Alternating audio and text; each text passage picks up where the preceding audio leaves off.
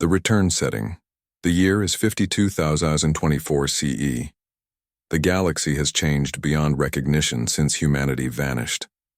The story opens aboard the massive alien research station Void's Edge, orbiting the dead system once known as Sol.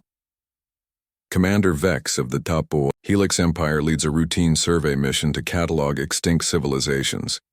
His crew includes Navigator Kai, Engineer Nox, and Science Officer Terra from various allied species. For 50,000 years, the galaxy has been ruled by the Great Council, a union of 12 advanced species who emerged after humanity's mysterious disappearance. They've built a peaceful, orderly civilization across 10,000 worlds. Humans are remembered only as violent primitives who destroyed themselves with nuclear war, leaving behind a lifeless Earth. As Vex's team approaches the third planet, their sensors detect something impossible: artificial structures. Not ancient ruins, but active, humming with power. The dead world shows signs of massive terraforming operations. Oceans have returned, continents have been reshaped.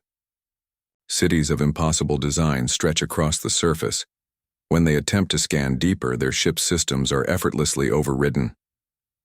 A calm human voice speaks through their communications. "Welcome back to Earth. We've been expecting you, Captain." Tom Blake materializes as a hologram on their bridge, the first human the galaxy has seen in millennia. He's wearing simple clothes, but his eyes hold depths of knowledge that make the aliens uncomfortable. Behind him, through the hologram, they glimpse technology that defies their understanding of physics. Tom explains that humanity never died. They simply left, voluntarily exiling themselves when they realized their aggressive nature threatened the galaxy's peace. For 50,000 years, humans have been out there in the dark between galaxies, growing, learning, and evolving in ways the Great Council never imagined. The revelation sends shockwaves through Vex's crew. According to their history, humans were barely capable of faster-than-light travel when they vanished. How could such primitives have developed beyond the galaxy's most advanced civilizations? Tom's message is simple, but earth-shaking. We're home now, and we need to talk. The awakening news of humanity's return spreads across the galaxy like wildfire. The Great Council convenes an emergency session on the capital world of Unity Prime. Ambassador Reed arrives as humanity's representative, a woman whose mere presence unsettles the galaxy's most powerful beings. Reed addresses the council in Tiandir, a chamber that has known only peace for millennia. The 12 species, the crystalline builders, the energy-based whispers, the plant-like gardeners, and others, listen as she reveals humanity's true journey. When humans left Earth 50,000 years ago, they didn't flee in defeat. They recognized that their nature, their endless drive to push boundaries, to fight, to never accept limits, made them dangerous to a galaxy seeking stability. So they made the hardest choice in their history. They exiled themselves to the void between galaxies, but humans don't just survive. They thrive in impossible conditions. In the dark cold between the stars, they built impossible habitats. They learned to harness the fundamental forces of reality itself. They discovered technologies that make the Great Council's achievements look like stone tools. More importantly, they evolved, not just technologically but philosophically. They learned to channel their aggressive drive into exploration and growth, rather than conquest. They became something new, still recognizably human, but tempered by 50 millennia of voluntary exile and growth. The Council is skeptical. Counselor Prime Hex of the Builders demands proof of these claims. How could a species that barely achieved spaceflight become so advanced? Reed's response is to show them. With a gesture, she activates devices that shouldn't exist. The very atoms in the chamber dance to her will. She demonstrates matter conversion, gravity manipulation, and technologies that operate outside known physics. The Council watches in growing alarm as Reed casually performs feats their greatest scientists deemed impossible. But the real shock comes when Reed reveals why humanity has returned. The galaxy faces a threat it doesn't even know exists. Something from beyond the cosmic web that makes humanity's old aggression look like child's play. The Great Council's peaceful empire has grown soft, comfortable, unprepared for true conflict. Humanity has spent 50,000 years preparing for this threat. They've become what the galaxy needs: warriors, explorers, and innovators who never stop pushing forward. But they can't face this threat alone. The session ends with an ultimatum that chills the council. We're not asking for permission to return. We're offering partnership. Because ready or not, the darkness between realities is stirring and your age of peace is about to end. The demonstration, the Great Council, demands proof of this mysterious threat. If humanity expects to overturn 50 millennia of galactic order, they must provide evidence. Counselor Prime Hex proposes a test. Let humanity demonstrate their supposed advancement in controlled conditions. The testing takes place in the Crucible, a massive artificial system created for military exercises. Admiral Jack Stone arrives. With a single human ship, the Wanderers return. It's sleek, seemingly simple, nothing like the massive dreadnoughts of the Council fleets. The test begins with standard combat scenarios. Council Admiral Zeth commands a full battle squadron, 12 ships representing the finest military technology in the galaxy. The human ship faces them alone. What follows breaks every rule of space combat the galaxy knows. The Wanderer's return doesn't just outmaneuver the Council ships, it exists in multiple dimensions simultaneously. It phases through attacks, manipulates gravity to create impossible trajectories, and demonstrates weapons that don't just destroy targets, but unmake them from reality. But the real demonstration comes when Stone reveals why such power is necessary. Deep space sensors detect an anomaly at the system's edge, a tear in reality itself. Something vast and hungry stirs beyond the boundary of known space. The entity that emerges defies description. It's not alien life as the galaxy understands it. It's something from the spaces between universes, a force of entropy and consumption that exists to devour realities. Council sensors can barely detect it, their weapons have no effect, and their ships begin to disintegrate simply from proximity. Stone engages the entity alone. The battle that follows operates on levels the Council can't fully comprehend. The human ship doesn't just fight in 3 dimensions, but across multiple layers of reality. Stone uses weapons that manipulate time, probability, and the fundamental constants of physics. The entity is driven back but not destroyed. As the tear in reality seals, Stone delivers a grim report. This was just a scout, a probe testing your defenses. The real invasion force has been watching your galaxy for a million years, waiting for the right moment to feed. The Council realizes their terrible situation. Their civilization, built on peace and stability, has no defense against such threats. Their weapons are useless, their ships fragile toys against forces that operate beyond physical law. Counselor, Prime Hex asks the question that changes everything. Why should we trust you? How do we know you won't conquer us once this threat is ended? Stone's answer is simple. Because we already could have. We've been back for 6 months. We could have taken every world in the galaxy before you knew we existed. Instead, we're asking for alliance. The demonstration ends with a revelation that shakes the Council to its core. Humanity hasn't just returned to one world. They're everywhere. Human colonies exist in systems the Council thought empty. Human technology has been quietly observing and protecting Council worlds for months. The message is clear. Humanity has already returned to the galaxy. The only question is whether they'll stand together against what's coming, or whether the Council will force humanity to protect a galaxy that refuses to protect itself. The Alliance, the Great Council, faces an impossible choice: accept humanity's return and risk their peaceful order, or reject the Alliance and face the cosmic threat alone. The debate rages for days across Unity Prime. Some species, led by the Builders, argue for rejection. They've built their civilization on the principle that aggressive species must be contained. Humanity's voluntary exile proved this system works. Why change it now? Others, led by the Whispers, recognize the truth Reed demonstrated. The galaxy's peace was possible only because humanity removed themselves. Now they offer to stand as guardians, taking on the dangers that peaceful species cannot face. The turning point comes when Dr. Anna Wells arrives with intelligence that changes everything. Humanity's 50,000-year journey wasn't just exile, it was reconnaissance. They've mapped the spaces between galaxies, cataloged the threats that lurk in cosmic voids, and discovered a terrible truth. The entities threatening the galaxy aren't invaders, they're gardeners. They cultivate universes like the Council cultivates worlds, allowing civilizations to grow peaceful and soft before harvesting them.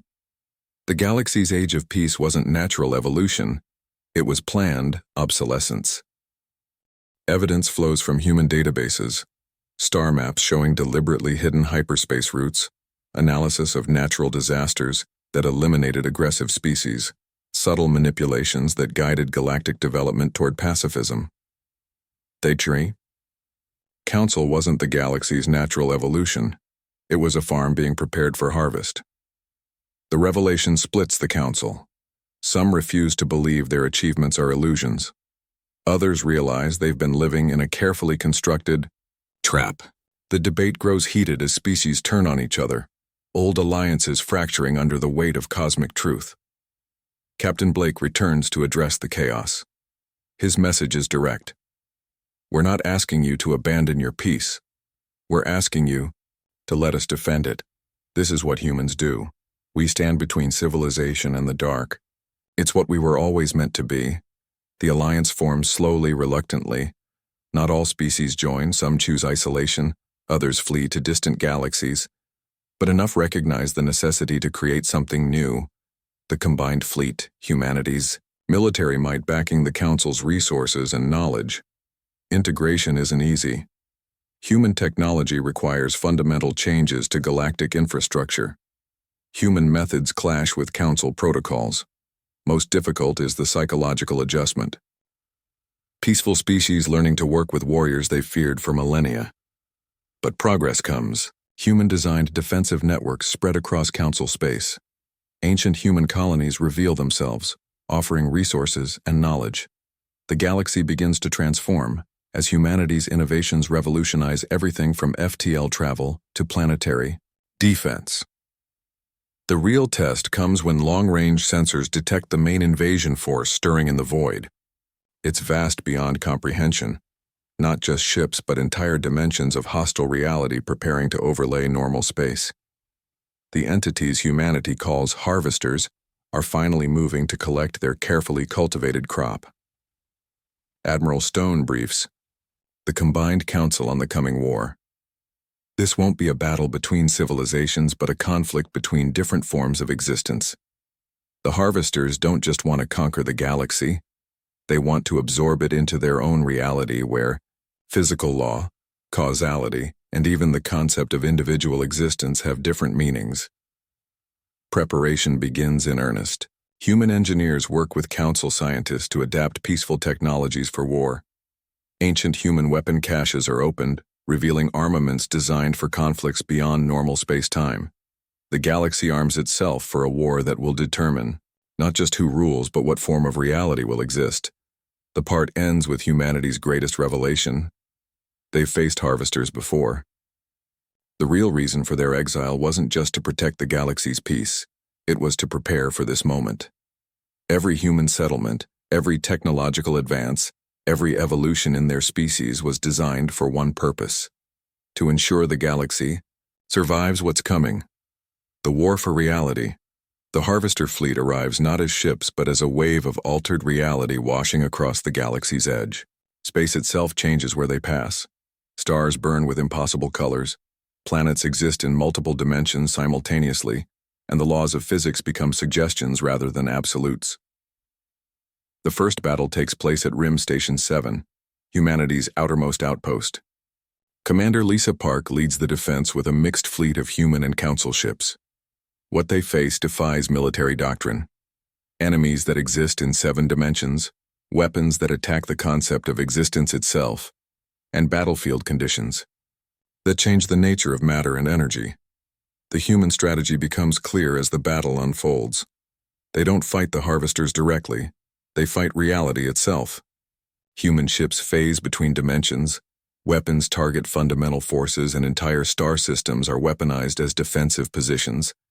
The galaxy watches in awe and terror as humanity demonstrates why they spent 50,000 years in the void. But the harvesters adapt quickly. They begin converting conquered space into extensions of their own reality, creating zones where human technology fails and council ships simply cease to exist. The war becomes a race between expansion and adaptation, each side pushing the boundaries of what's possible. The tide turns when humanity reveals their ultimate weapon. They've learned to think like harvesters. Dr. Wells leads a team of human scientists who've spent millennia studying transdimensional entities. They don't just understand harvester technology, they've learned to exist partially outside normal reality. The decisive battle takes place at the galaxy's core, where the harvesters attempt to corrupt the central black hole and use it as an anchor point for their reality. Admiral Stone leads the combined fleet in an engagement that spans multiple universes simultaneously. The battle scenes are epic in scope, fleets maneuvering through folded spacetime, weapons that rewrite the past to ensure their targets never existed, and strategic decisions that affect the fundamental constants of physics. Council species contribute their unique abilities while humanity provides the aggressive innovation needed to match harvester tactics. The climax comes when Captain Blake makes the ultimate sacrifice. He pilots a specially modified ship directly into the harvester reality anchor, carrying a weapon that will collapse their invasion corridor but trap him in their dimension forever. His last words echo across the fleet. "This is what humans do. We hold the line." Blake's sacrifice works, but at a cost. The harvester invasion fails, their reality anchor collapses, and the immediate threat ends. But the victory is incomplete. Other harvester forces exist in distant parts of the cosmic web, and humanity's greatest defender is lost between realities. The aftermath reshapes the galaxy permanently. The Great Council dissolves, replaced by the Terran Protectorate, not human rule but human guardianship. Peaceful species continue their lives and pursuits while humanity stands eternal watch against cosmic threats. The story ends with a new generation taking over. Blake's daughter, Captain Maya Blake, assumes command of the Void Watch, humanity's permanent patrol of the spaces between galaxies. The final scene shows her addressing new recruits, both human and alien, preparing for the next threat. Her words encapsulate humanity's role. "We came back not to conquer, but to protect. We've seen what lurks in the dark between the stars, and we've made ourselves into what the galaxy needs, the shield that stands between civilization and chaos. That's our burden, our honor, and our choice. The galaxy has changed forever. Peace remains, but it's now defended peace. The age of innocence is over, replaced by the age of guardianship. And somewhere in the dark between realities, other humans continue the watch that Blake started, ensuring that never again will the galaxy face such threats unprepared." The final line hints at future adventures. The harvesters were just the beginning. Out there in the cosmic dark, older things are stirring, but we're ready now. We're always ready.